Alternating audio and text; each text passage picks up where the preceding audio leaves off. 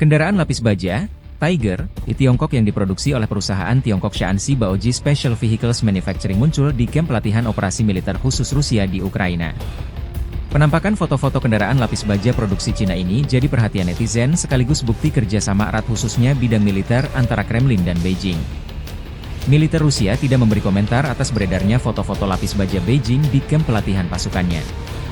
Dalam pertemuan akhir kepala negara Rusia dan Cina, keduanya sepakat mempererat hubungan bilateral di semua bidang.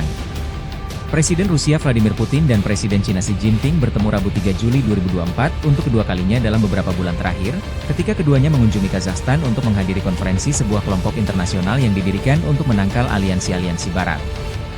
Kedua pemimpin bertemu di sesi tahunan Organisasi Kerjasama Shanghai di ibu kota Kazakhstan, Astana.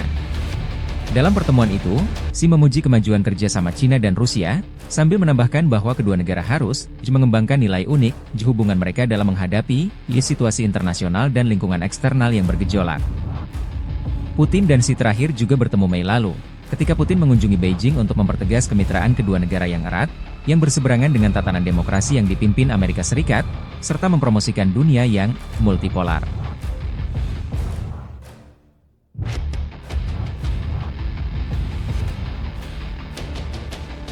Download Tribun X sekarang, menghadirkan lokal menjadi Indonesia.